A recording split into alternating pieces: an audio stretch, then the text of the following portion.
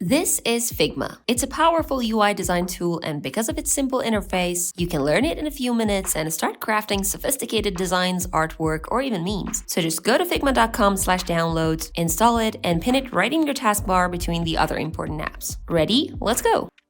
This is your canvas, where your designs come to life. Up here is your toolbar. On the left, you have your basic tools like drawing, shapes, plugins, and more. On the right side, you can see share or view settings. The left sidebar holds all your pages, and inside each page, you'll have objects layered underneath each other. On the right sidebar, you have all your design tools and properties like positioning, colors, fonts, effects, and export options.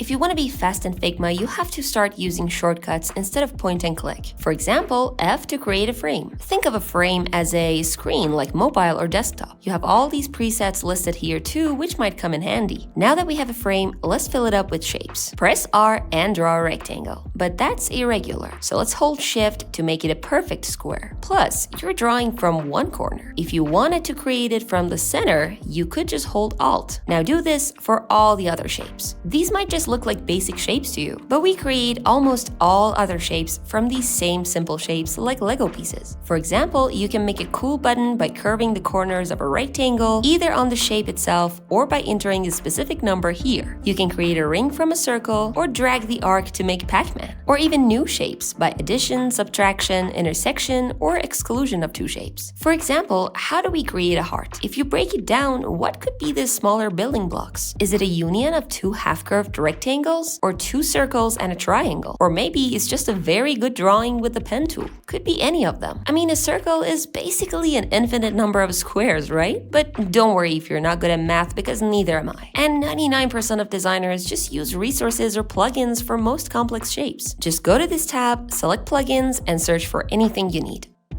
Alright, now how are we supposed to turn these into these? Just drag them into an empty frame? Well, you can technically, but if you were to be more precise, you could use a layout grid. It can be a grid or columns or rows that basically guide you to keep your objects aligned. For example, for this music app I'm designing, I'll just drag different elements in and draw my shapes within these grid lines. And by the way, this is definitely not Spotify, okay? So yeah. What? The auto layout. Oh yeah, well, you see how these small elements are just there? They look fine, right? Yes, but you can improve their layout. Imagine we have two cards. They are aligned and look good. But if you added one more, where is it supposed to go? You have to manually move it to the right place. Now imagine if there were more, or if you removed one. Auto Layout fixes this problem. You can select your cards, add Auto Layout, and align them left, right, top, bottom, or center. You can add paddings and set a gap between items. Or instead, you can double-click the alignment to auto-align so the gap would be calculated automatically based on the container size. Plus, you can control the height or width of elements. Or the container could hug its children no matter how many there are. Auto Layout makes everything more flexible and scalable. Okay, so in this app, we can auto layout the title and artist on one side and these icons on the other side. And then auto layout them together so they're perfectly center aligned, like the playback controls or the button or even the entire screen. This can even make your design responsive so all the elements would adapt to any frame size. This is where things get exciting, where we change the properties of existing objects. You can change the fonts, alignments, width, and all sorts of other text settings. The fill and stroke can get properties like solid colors, gradients, or images. Effects can be drop shadows, inner shadows, background blurs, and layer blurs. These four simple properties alone can make an endless number of possibilities. But you can reverse this process and try to find these smaller pieces of the puzzle now that you know all the abilities this tool gives you. The best way to master UI design is to practice recreating. So let's practice. How is this made? If you break it down, it's made up of two rings. One of them has an arc with rounded sides. How about this one?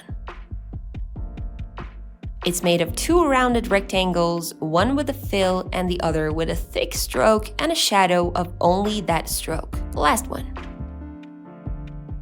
This one has some sort of faded blurriness all around. but on this corner, it gets a little more intense. It could be a rounded square with a gradient background and pink inner shadows. But that's not curvy enough. Maybe it's a radial gradient? No, that's not right. Okay, maybe if it's a very blurry circle and we put it right here and then wrap everything in a frame to cut out the extra parts. Yeah, that looks pretty similar. How would you do it? You're doing a great job, by the way. Even by just watching, you're slowly adapting to design thinking in Figma and beyond. I want you to imagine this simple app layout in different styles. Now it's time to challenge yourself. Think of an app or website idea and create a layout for it, even if it's very simple. For 7 days, every day, design that layout with a completely new style. Then post it on social media and use hashtag #JuxStyleChallenge on Twitter so I can see what you're creating.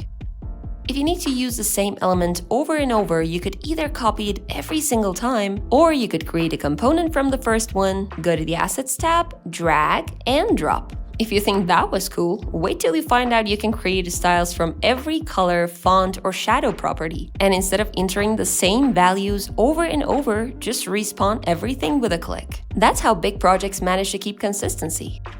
So far, everything was static, and that's no fun. Let's make this app interactive. Switch to Prototype tab and add an interaction. Interactions work with a trigger, like clicking, hovering, or dragging. After that, the screen needs to change. For example, it can navigate to another page, maybe with a cool transition effect. I'll go with slide out, and to make the animation smoother, I can go with either of these easing options. Let's see what we cooked. Pretty solid, but we can make it more complex. Remember this component? Let's make another variant of it. Increase the height and add some lyrics here. Then switch to Prototype, click on this tiny plus symbol and drag it to the variant. For interaction, we'll make it change to the second variant with Smart Animate. Pretty cool, huh?